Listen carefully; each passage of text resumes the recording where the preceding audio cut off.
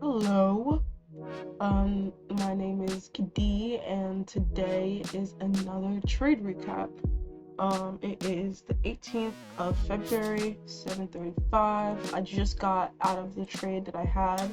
If I knew it was gonna take this, if I knew it wasn't gonna take this long, I probably would have reported me being in the trade. But sometimes these take a while, so I was just like, all right, let me just do what I usually do, which is trade recaps. But anyway, um it was so quick that I'll end up like actually leaving on time today for work and have no time to explain what happened. So all right, so 1 hour, let's go back. This is 7 a.m. So I reached the charts. I see the 1 hour's making higher highs. I see that we are within a demand zone. Prices already broke that, but we're still within that thing. We got EMAs. I wasn't even looking at the EMAs, but I was just looking at market structure and seeing that we had higher highs. All right, so let's back it up to 7. So market's going on, right? I see that the 1 hour is bullish. So I'm already thinking buys. I see price keep structure, maintain structure right here. And I remember seeing like this little move right here. And I saw that it created a demand. Now, with this demand, I noticed the EMAs and I noticed the structure, and I noticed that the EMAs were like through the middle, which is not necessarily what you want. But I do see that the fact that this bullish move is basically kind of like an EMA breakout in a sense.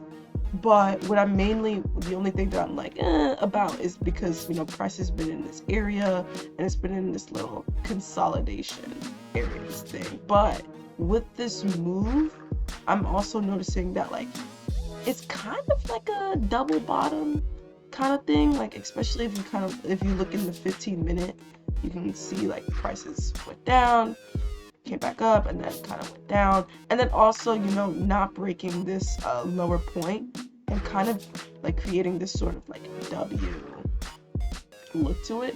So I noticed kind of like a double bottom, sorry. And then but I still was a little bit iffy because I would want to see price break this structure point. All right, because I wanted to make a new high and not kind of like go up like this and then come back down in this consolidating box. I wanted price to reach and go beyond this point, so I know that price wants to make higher highs.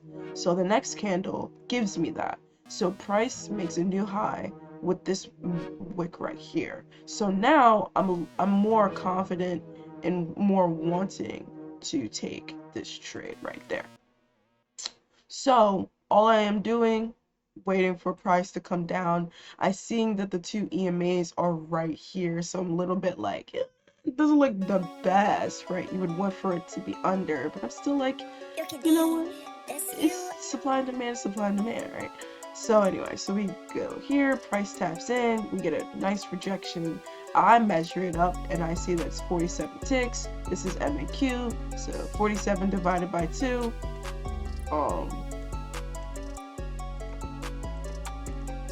23.5, like I definitely knew that, definitely.